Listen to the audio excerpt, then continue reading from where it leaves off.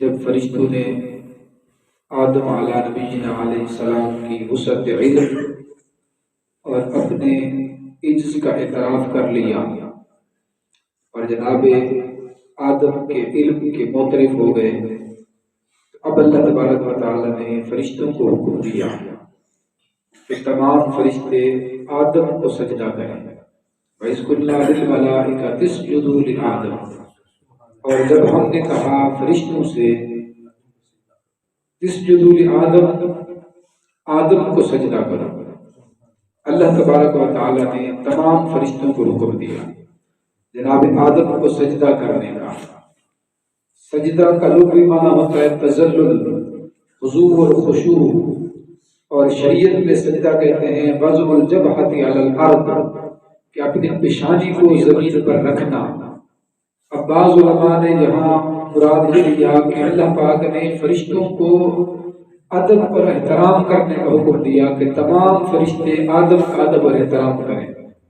لیکن جمہور علماء کا یہ مسلک ہے کہ انہوں نے کہا نہیں، یہاں اللہ تبارک و تعالیٰ نے فرشتوں کو سجدہ کا ہی حکم دیا کہ حضرت آدم کو سجدہ کریں۔ اب سجدے کی دو صورتیں ہیں، ایک تو یہ سجدہ ہے کہ پیشانی جھکانے والا اپنی پیشانی جھکائے بھی صحیح، اور یہ اعتقاد بھی کرے کہ جس کے سامنے وہ پیشانی جھکا رہا ہے وہ عبادت کے لائق ہے، وہ عبادت کے لائق ہے۔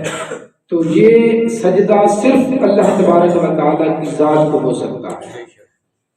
اللہ تبارک و تعالیٰ کی چونکہ کائنات کے اندر اللہ کے علاوہ کسی کی عبادت اور بندگی جائز نہیں ہے، لہٰذا یہ سجدہ عبادت بھی صرف اللہ تبارک و تعالیٰ کی ذات کے لیے خاص ہے۔ اور اللہ تبارک و تعالیٰ کے جتنے بھی انبیاء اس دنیا کے اندر مبعوث ہوئے، ہر نبی کا یہی اپنی امت سے مطالبہ تھا، اور ہر نبی اپنی امت کو اسی چیز کی تعلیم دیتا رہا کہ عبادت صرف اللہ تبارک و تعالیٰ کی ذات کی کرنی ہے، اللہ کے علاوہ کسی کے سامنے عبادت کی غرض سے اپنی جبین کو نہیں جھکانا۔ تمہاری جبینیں اگر عبادت کی غرض سے، بندگی کی غرض سے جھکیں تو صرف اس مالک کے لیے جو سارے جہان کا خالق ہے، سارے جہان کا رازق ہے اور تمام جہانوں کا رب ہے، اس کے سامنے جھکیں۔ یہ سجدہ عبادت ہوتا ہے۔ اور دوسرا ہے کہ سجدہ کرنے والا جس کے سامنے سجدہ کر رہا ہے اس کی عبادت کی نیت نہ ہو، عبادت کی غرض سے اس کے سامنے اپنی جبین نہ جھکائے، بلکہ محض اس کی عزت اور احترام کی خاطر اس کے سامنے جھک جائے۔ یہ جو سجدہ ہوتا ہے اس کو سجدہ تحیہ کہتے ہیں، اور اس کو سجدہ تعظیمی کہتے ہیں۔ اور یہ سجدہ تعظیمی نبی پاک صلی اللہ علیہ وآلہ وسلم سے پہلے جتنے انبیاء آئے ان انبیاء کرام کی شریعتوں کے اندر سجدہ تعظیمی جائز تھا، اور ان شریعتوں کے اندر سجدہ تعظیمی کیا جاتا تھا۔ لیکن جب آقا کریم صلی اللہ علیہ وآلہ وسلم کی بعثت ہوئی تو آقا کریم صلی اللہ علیہ وآلہ وسلم نے اعلان فرما دیا کہ میری شریعت کے اندر،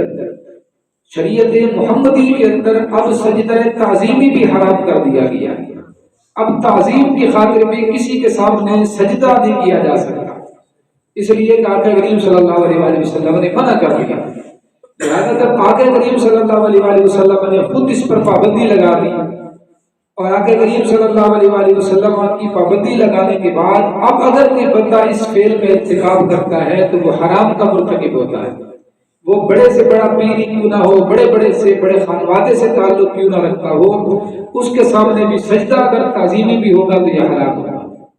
اس لیے کہ آقا کریم صلی اللہ علیہ وسلم نے منع کر دیا۔ اور حضور اکرم صلی اللہ علیہ وآلہ وسلم کی بارگاہ میں صحابہ نے التجا بھی کی کہ آقا کریم صلی اللہ علیہ وآلہ وسلم ایک دفعہ موجود ہیں صحابہ کے مجمع میں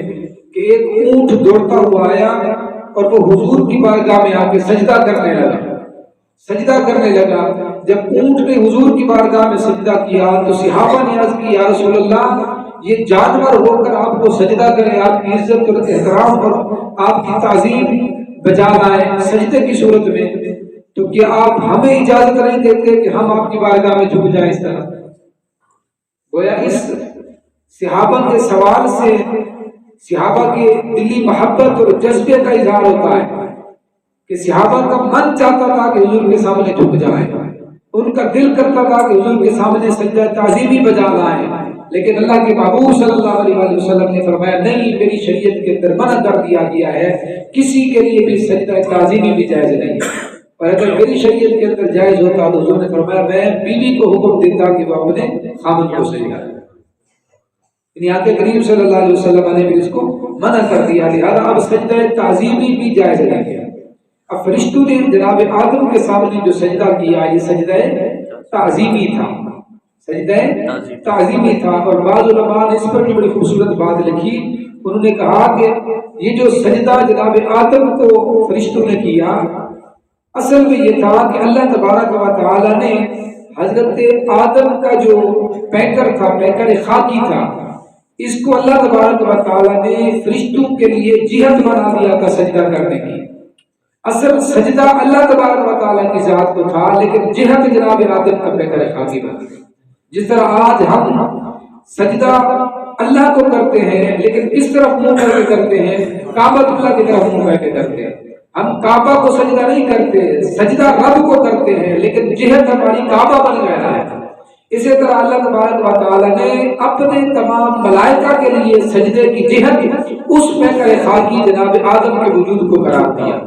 سجدہ اللہ تبارک و تعالی کی ذات کو تھا، لیکن اس کی سمت جو اللہ تبارک و تعالی نے معین کی اور جو جہت اللہ تبارک و تعالی نے بنائی وہ جناب آدم کا پیکر خاکی تھا کہ آدم کی طرف منہ کر کے مجھے سجدہ کرو۔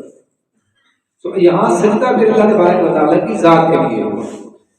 اللہ تبارک و تعالی نے فرمایا کہ وَإِذْ قُلْنَا لِلْمَلَائِكَةِ اسْجُدُوا لِآدَمَ فَسَجَدُوا إِلَّا إِبْلِيسَ، جب ہم نے ملائکہ سے کہا کہ سجدہ کرو آدم کو، فسجدوا تو تمام ملائکہ نے سجدہ کیا، الا ابلیس مگر ابلیس نے نہ کیا، ابلیس شیطان نے سجدہ نہ کیا، ابا واستکبر، اس نے انکار کر دیا اور تکبر کیا، انکار کر دیا اور تکبر کیا، وکان من الکافرین، اور ہو گیا وہ کافروں میں سے بن گیا، سجدے کا انکار کر گیا۔ اب ابلیس نے سجدے کا انکار کر دیا، تکبر کیا، اور یہ تکبر تو نتیجہ تھا، اصل میں اس کی پیچھے وجہ کیا تھی؟ علماء نے لکھا کہ اس کے پیچھے اصل وجہ جو تھی وہ حسد تھا۔ حضرت آدم کو اللہ تبارک و تعالی نے جب اپنی نیابت اور خلافت عطا فرمائی، ابلیس کے دل کے اندر، ابلیس کے دل کے اندر یہ تھا کہ میں تو نار سے بنا ہوں، آگ سے بنایا گیا ہوں، اور یہ پتلہ خاکی ہو کر اس کو خلافت مل گئی، میں حقدار تھا کہ میں آگ سے بنا، میں نے اتنی عبادات بھی کی ہیں۔ تو ابلیس حسد کرنے لگا اس آدم علیہ السلام کے خاک کا جو پتلا بنا تھا، اس سے حسد کرنے لگا، اور جب پھر اللہ تبارک و تعالیٰ نے جناب آدم کے سامنے سجدے کا حکم دیا تو اس کا حسد اور بڑھ گیا، اور اس کے نتیجے اور رزلٹ کے طور پر اس نے تکبر کا اظہار کر دیا کہ سجدہ کرنے سے انکار کر دیا۔ جب سجدے سے انکار کر دیا، اللہ تبارک و تعالیٰ کے حکم کو پس پشت ڈالا، ابا انکار کیا، واستکبر تکبر کا اظہار کیا، وکان من الکافرین، تو وہ کفر کرنے والوں سے ہو گئے۔ اللہ تبارک و تعالیٰ نے پھر اس کو دھتکار دیا، اپنی بارگاہ سے نکال دیا۔ اس کی کافی ساری تفاسیر پھر اللہ پاک نے قرآن پاک کی متعدد آیات میں متعدد صورتوں کے اندر بیان فرمایا۔ اب پھر آگے اللہ پاک نے فرمایا وَقُلْنَا يَا آدَمُ اسْكُنْ أَنْتَ وَزَوْجُكَ الْجَنَّةَ وَكُلَا مِنْهَا رَغَدًا حَيْثُ شِئْتُمَا۔ پھر اللہ تبارک و تعالیٰ نے جناب آدم کی شریک حیات، حضرت آدم جنت میں تھے، تنہا تھے، جو دل نہیں لگتا تھا، اس مضمون کو بھی اللہ پاک نے قرآن کریم کے اندر باقی مقامات میں بیان فرمایا کہ جناب آدم کی تخلیق ہو گئی۔ حضرت آدم کا تنہائی میں دل گھبراتا تھا کیونکہ واحد انسان تھے، انسان اپنے ہم جنس سے انس حاصل کرتا ہے۔ پھر اللہ تبارک و تعالی نے جناب حوا کو جناب آدم کی پسلی سے پیدا فرمایا، پسلی سے پیدا فرمایا، لیسکن الیہا، کیوں بنایا؟ تاکہ جناب آدم اس سے سکون حاصل کرے، جناب آدم اس سے سکون حاصل کرے۔ اور پھر دونوں میاں بیوی کو اللہ پاک نے حکم دیا، یا آدم اسکن انت وزوجک الجنۃ وکلا منها رغدا حیث شئتما ولا تقربا هذه الشجرۃ فتکونا من الظالمین۔ فرمایا آدم تم بھی اور تمہاری بیوی بھی جنت کے اندر رہے اور جنت کے اندر جہاں سے اور جب چاہیں کھاتے رہے. ولا تقربا هذه الشجرة، مگر ایک درخت ہے، یہ جو درخت ہے اس کے قریب نہیں جانا، یہ جو درخت ہے اس کے قریب نہیں جانا. فتکونا من الظالمین، اور اگر تم اس درخت کے قریب چلے گئے اور اس کو کھا لیا تو تم حق تلف کرنے والوں میں سے بن جاؤ گے، تم حق تلف کرنے والوں میں سے، ظلم کرنے والوں میں سے بن جاؤ گے. اللہ تبارک و تعالیٰ نے جنت کی ساری نعمتیں کھانے کا حکم دے دیا، ارشاد فرما دیا، عزت دے دیا، لیکن ایک درخت کے کھانے سے منع کر دیا. اب وہ درخت کون سا تھا؟ اس پر بھی علماء نے کئی جو ہے وہ چیزیں لکھی ہیں. بعض نے کہا کہ یہ انار کا درخت تھا، بعض نے کہا انگور کی بیل تھی، بعض نے کہا یہ جو ہے وہ گندم کا درخت تھا. پر زیادہ اصح قول یہ ہے کہ وہ گندم کا درخت تھا جس سے حضرت آدم کو منع کر دیا گیا. جناب آدم رکے رہے، اس درخت کے قریب نہیں گئے، اور پھر شیطان جو کہ دشمنی مول لے چکا تھا، اور شیطان یہ کہہ چکا تھا کہ میں آدم کو بھی اور آدم کی اولاد کو بھی راہ راست سے بھٹکا دوں گا. اب شیطان نے پھر وار کیا اور فَأَزَلَّهُمَ الشَّيْطَانُ عَنْهَا فَأَخْرَجَهُمَا مِمَّا كَانَا فِيهِ. اب شیطان نے انہیں پھسلا دیا، ان دونوں کو شیطان نے پھسلا دیا. فَأَخْرَجَهُمَا مِمَّا كَانَا فِيهِ، جب اس کے اندر کامیاب ہو گیا پھسلانے میں، فَأَخْرَجَهُمَا مِمَّا كَانَا فِيهِ، تو پھر اس نے نکال دیا ان دونوں کو اس سے جہاں وہ تھے، جہاں یعنی جناب آدم اور جناب حوا جنت میں تھے، اور شیطان نے جب پھسلا دیا تو پھر اللہ پاک نے جنت سے نکال دیا. یہاں یہ بات بھی یاد رکھیں کہ اللہ تبارک و تعالیٰ کے جتنے بھی نبی اس دنیا کے اندر آئے، سارے نبی گناہ کبیرہ سے بھی اور صغیرہ سے بھی معصوم ہوتے ہیں. کوئی نبی نہ تو گناہ صغیرہ کا ارتکاب کر سکتا ہے اور نہ ہی گناہ کبیرہ کا کر سکتا ہے. معصوم عن الخطا ہوتے ہیں. نبی کی ذات سے کبھی بھی کوئی صغیرہ گناہ بھی سرزد نہیں ہو سکتا، کبیرہ تو ہو ہی نہیں سکتا، صغیرہ گناہ بھی نبی کی ذات سے نہیں سرزد ہو سکتا. اور نبی جو ہے وہ سارے کے سارے معصوم عن الخطا ہوتے ہیں. نبی کے علاوہ کوئی بھی انسان وہ معصوم عن الخطا نہیں ہوتا،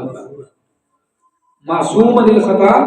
نہیں ہوتے، محفوظ ہوتے ہیں کہ اللہ ان کی حفاظت کرتا ہے، اللہ انہیں گناہوں سے بچائے رکھتا ہے. لیکن صرف یہ خاصہ انبیاء کا ہے کہ وہ معصوم ہوتے ہیں، ان سے گناہ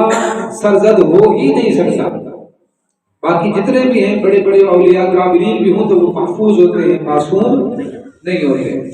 اب اللہ تبارک و تعالی نے یہاں فرمایا فَأَزَلَّهُمَ الشَّيْطَانُ عَنْهَا، حضرت آدم اور جناب حوا کو شیطان نے پھسلا دیا. فَأَزَلَّ، یہ جو ذلہ یذل کا معنی ہوتا ہے، اس کا لغوی معنی الذلۃ فی الاصل استرسال الرجل من غیر قصد. یہ پھسلن کس کو کہتے ہیں کہ بندہ جو ہے وہ چل رہا ہو اور چلتے ہوئے بغیر ارادے کے اس کا پاؤں سلپ ہو جائے.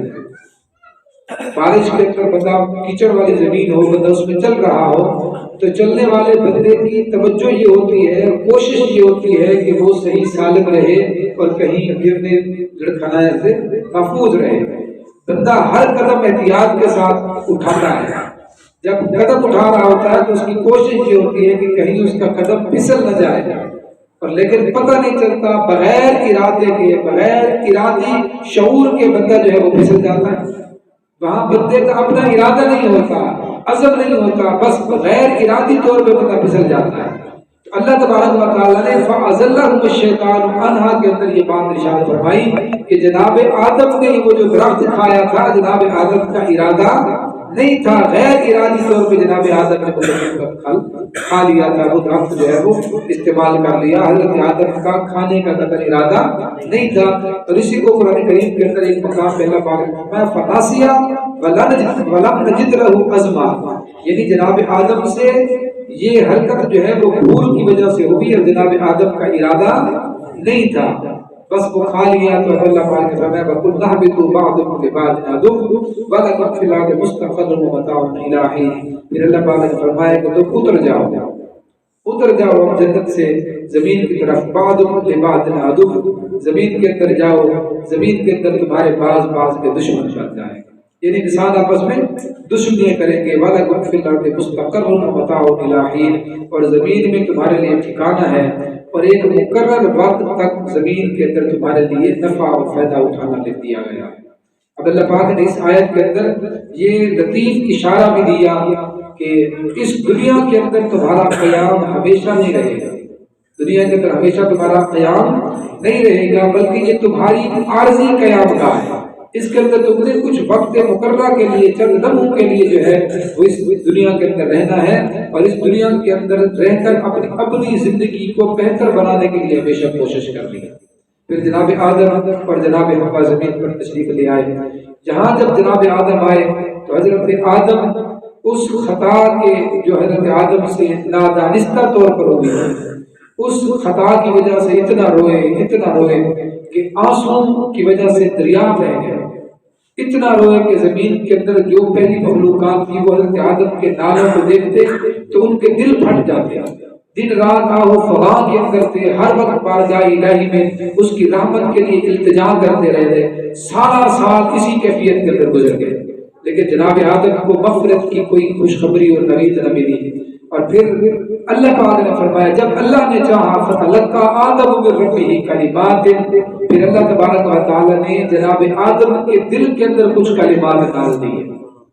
جناب آدم کے دل کے اندر کچھ کلمات ڈال دیے، اور جناب آدم نے جب ان کلمات کے ذریعے دعا کی فتاب علیہ، تو پھر اللہ پاک نے جناب آدم کی لرزش کو معاف کروا دی۔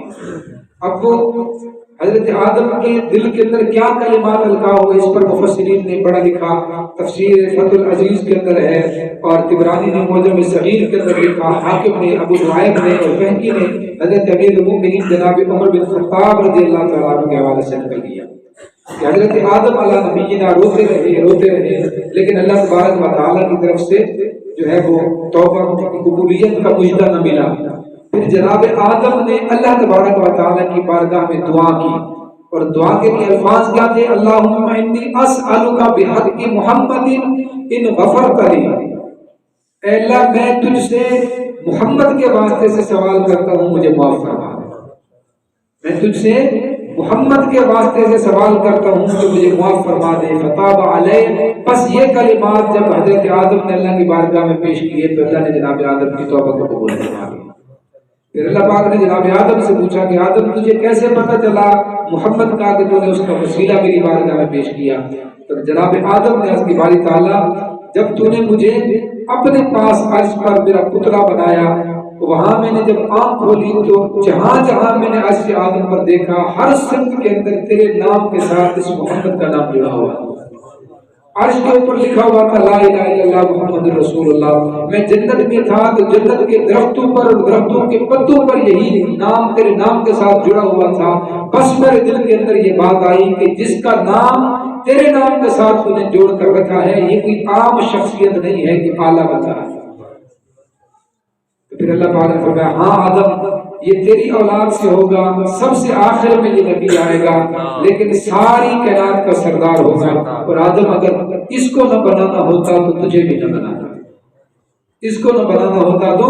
تجھے بھی نہ بناتا۔ اس طرح اللہ تبارک و تعالیٰ نے جناب آدم کی توبہ کو قبول فرما لیا۔ فتاب علیہ انہ هو التواب الرحیم، بے شک اللہ تبارک و تعالیٰ بڑا ہی توبہ کو قبول کرنے والا اور بہت زیادہ رحم فرمانے والا ہے۔ اب آپ ان آیات کے اندر ایک چیز پر غور کریں کہ جرم ابلیس سے بھی سرزد ہوا اور لغزش جناب آدم سے ہوئی، جناب آدم سے بھی لغزش ہوئی اور ابلیس سے جرم سرزد بھی ہوا، لیکن ابلیس سے جب جرم سرزد ہوا تو ابلیس اس جرم پر ندامت کے بجائے اکڑ گیا، اس پر تکبر کیا اور اس پر جو ہے اترانے لگا،